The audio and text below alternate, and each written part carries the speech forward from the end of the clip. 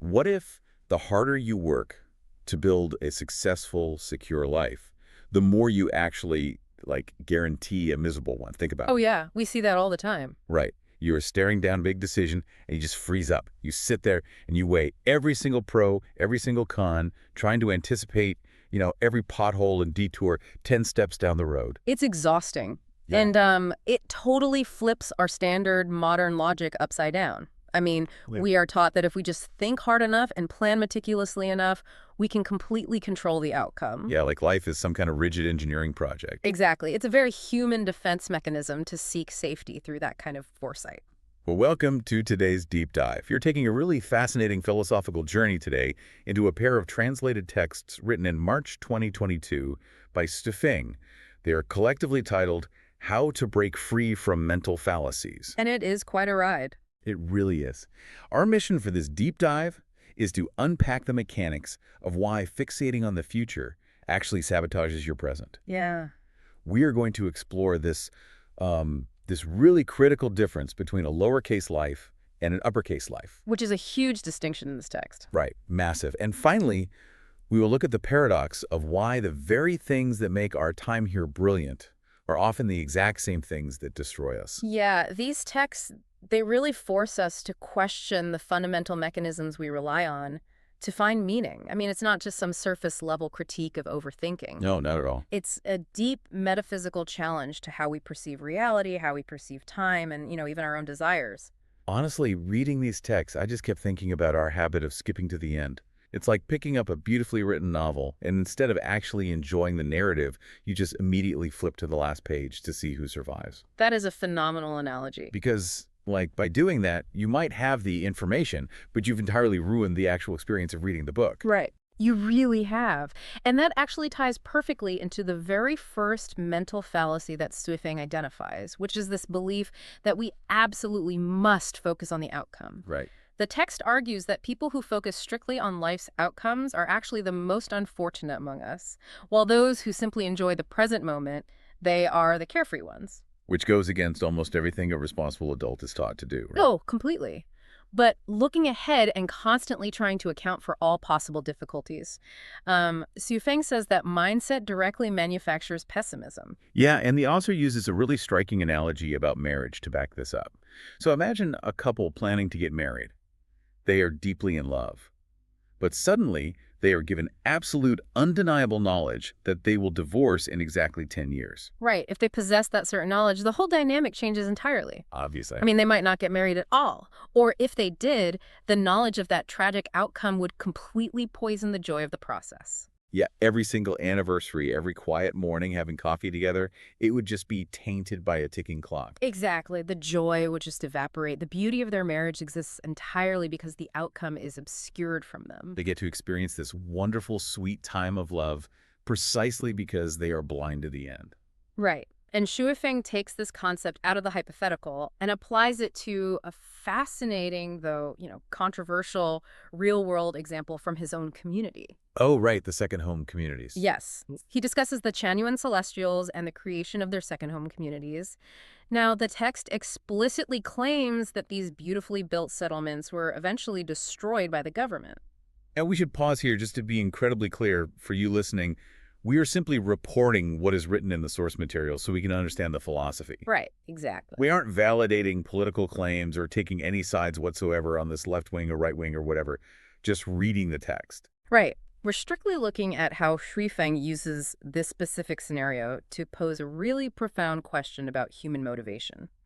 He asks, if the builders of these communities knew in advance that all their meticulous effort, all their magnificent building would eventually be destroyed by the authorities, would they have still done it? I mean, human nature says no. If you know the tide is going to wash away your sand castle in 20 minutes, you don't spend hours perfecting the little towers. You just abandon the project. Exactly. But because the builders didn't focus on the outcome or, didn't know it, they threw themselves into the creation wholeheartedly. And according to the text, by engaging in that process without fixating on the end result, they got to experience a way of life that, like 99% of humanity, never gets to touch. Yeah, they found true happiness and freedom simply in the act of building. But the text uses some pretty heavy terminology right here.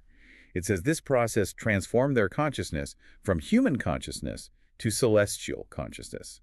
And it opens them up to concepts like the 1,000-year world, the 10,000-year world, and the Elysium Celestial Islands continent. It's a lot to take in. Yeah, like what exactly are those? Are we talking about literal sci-fi planets here? No, no, it's less about physical geography and much more about expansive states of existence. Okay, expansive how? Well, in Shufeng's framework, human consciousness is narrow. It's rooted in fear, survival, and the immediate physical outcome.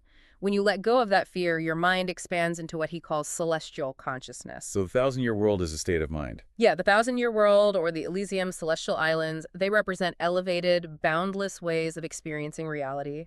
They're realms of spiritual liberation that you can really only access when you stop obsessing over whether your physical sandcastle is going to survive the afternoon. Okay, I hear the philosophical beauty in that, I really do. Hmm. But my practical brain is sounding an alarm here. Go for it.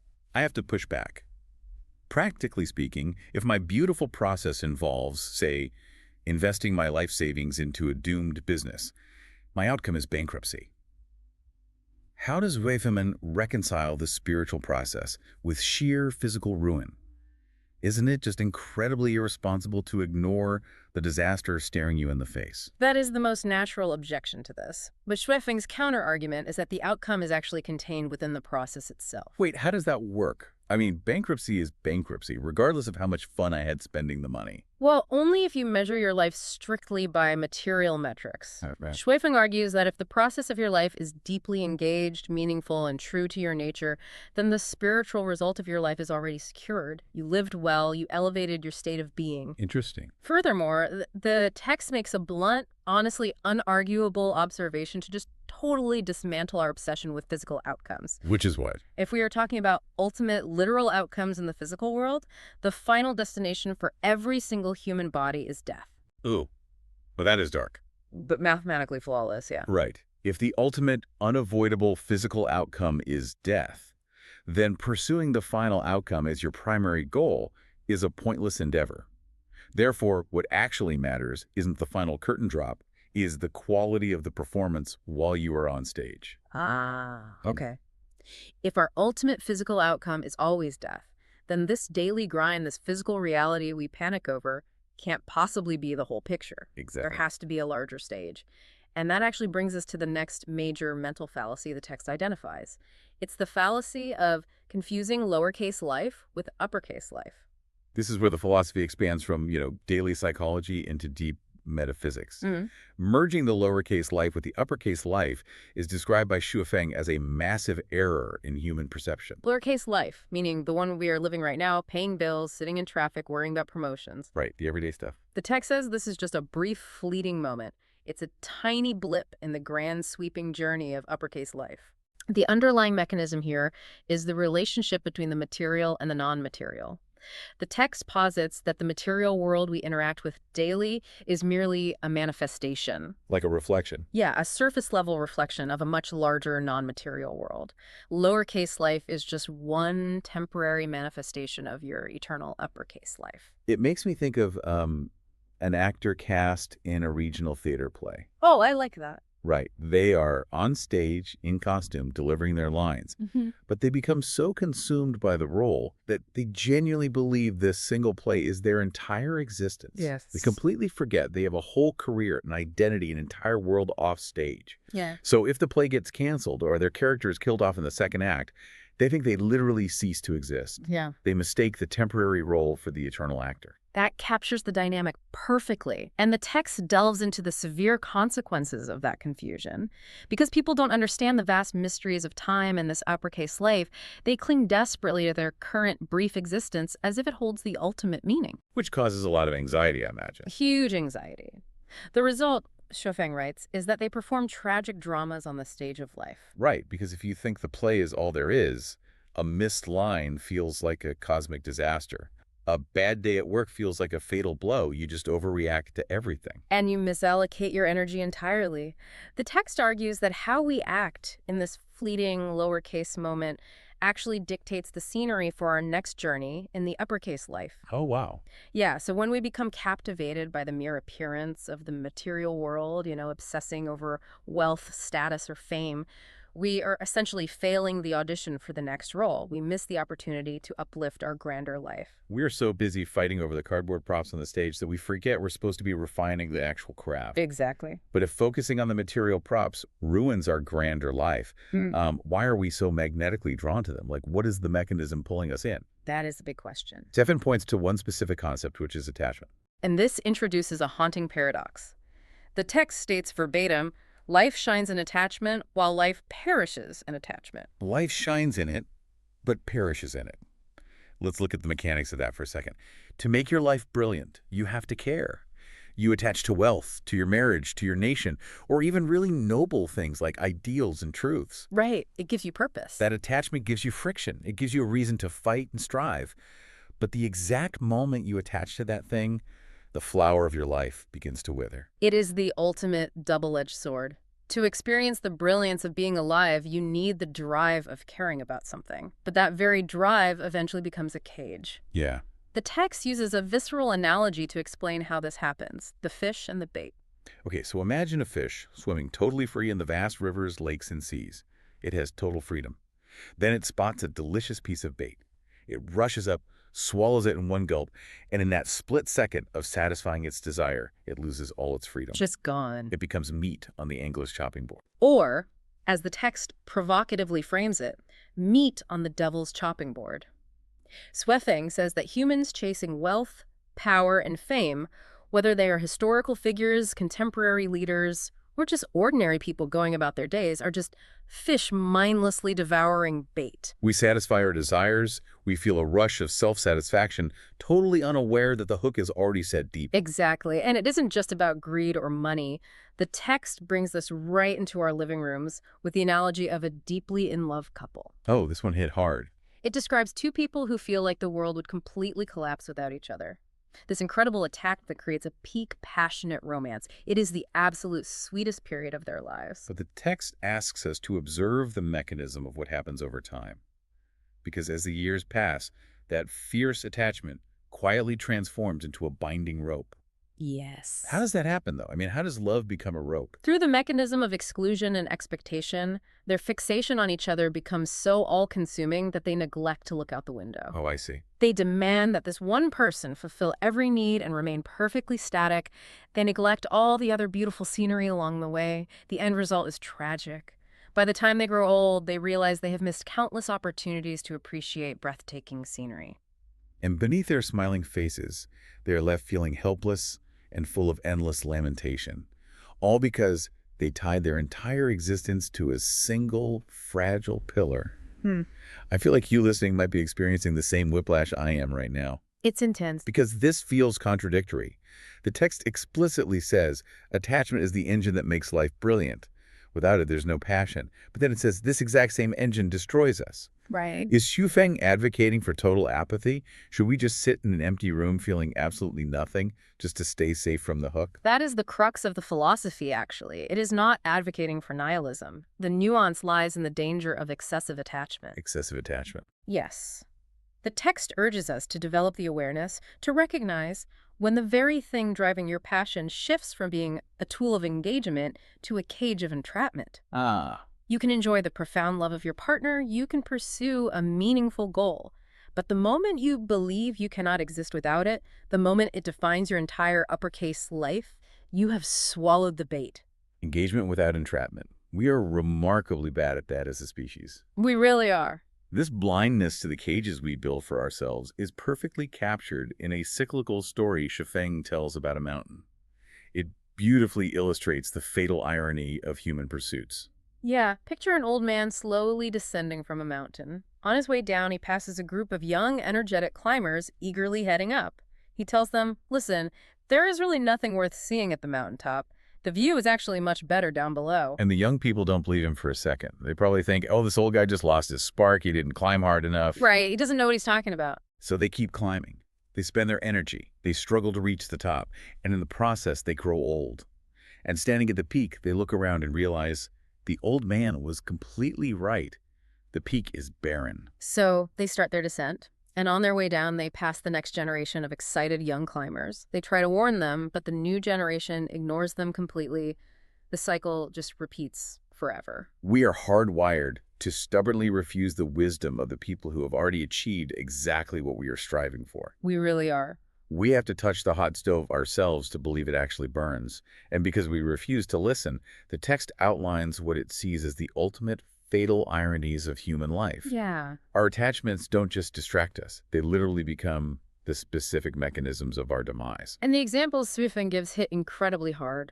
Serious people die of seriousness. Nutritionists die due to nutrition. That one is wild. Excessively clean people die of cleanliness. Those desperately seeking longevity actually die prematurely.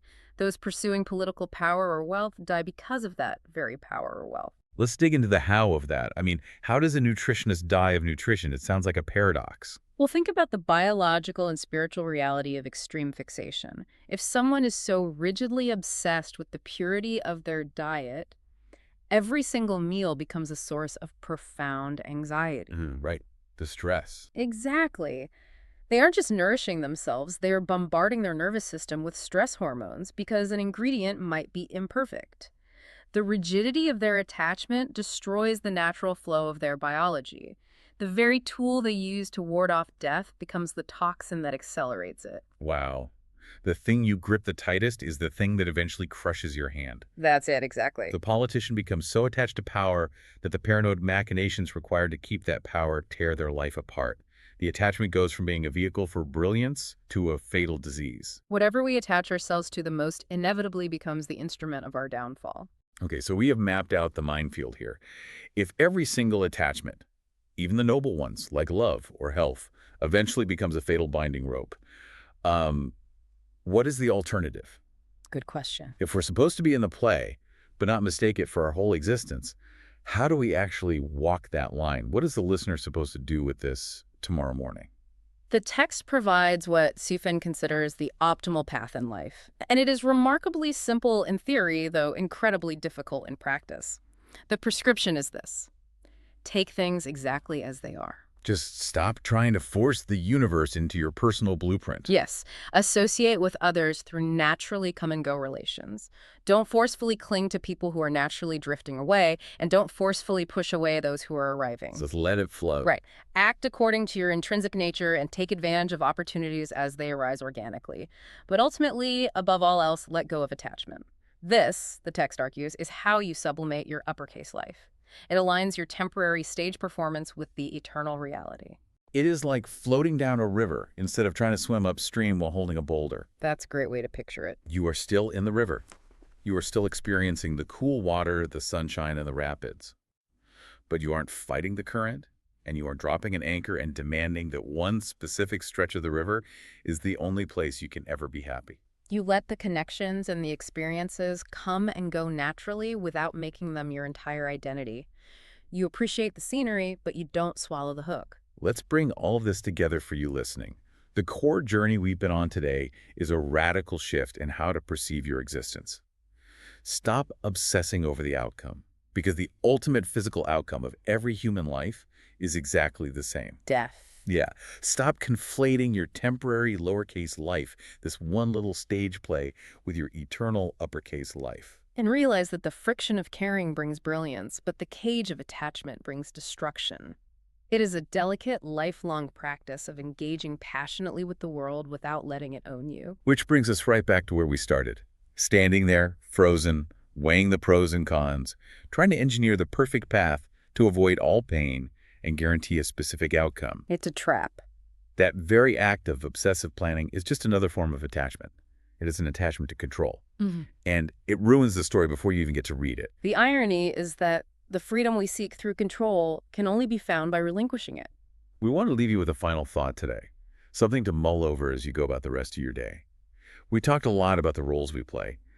The actor so consumed by the costume that they forget who they are off stage. Yeah. If the highest form of living is acting according to your intrinsic nature without attachment, ask yourself this. If you stripped away your job title, your relationship status, your financial goals, all the temporary roles you play on this physical stage, what intrinsic nature is actually left beneath the costume? Look around your life right now. What is the one piece of shiny Jason-Debilder? A job, an argument, an expectation that you are passionately swimming toward, which you might actually be much freer just swimming right past.